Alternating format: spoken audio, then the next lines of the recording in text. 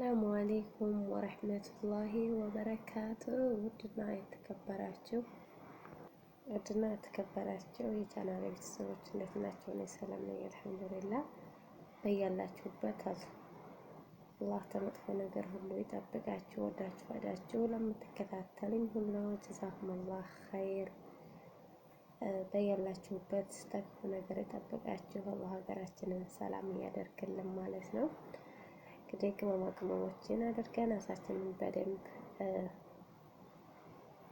አዘገጃጅተን ባለን ቅመም ሎሚ፣ ፍልፍል አስወድ ሁሉንም ቅመማ ቅመሞች እናደርግና መጀመሪያ ድንቹን ትንሽ ባዶንስ እናደርግና እንዲሁም ደግሞ የስጋ መጥበሻው ዘይት ይሄ እንትን ምንድነው ቅጠል ስሙ ጠፋኝ። ሀገራችን ስጋ መጥበሻው ማለት ነው። በዛ ሀገር አላውቅም።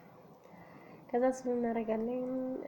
የበጠበጥነውን ቅመሞች ሁሉ ነገር እናደርግና እሳችንን እንደዛ አድርገን ቅመሙን ተመካከሉ ሎሚ እናደርግና በዚህ መልኩ ጣዋስ አድርገን እንግዲህ በነገራችን ላይ እኔ ቤት ተውጭ ተሰራውን አሳ አልወድም ነበር፣ ግን ቤት ውስጥ ሲሰራ በጣም ነው የሚጣፍጠው። አሳ ላይንም ጥሩ ነው። ማሻአላህ ተጠቀሙ ማለት ነው። አሰራሩም በጣም ቀላል ነው። እንደዚህ አድርጎ እንግዲህ ከፍርን ውስጥ ብቻ መጨመር ነው። ስለዚህ ሁላችሁም እየሰራችሁ ቅመሱት ላለሁዶች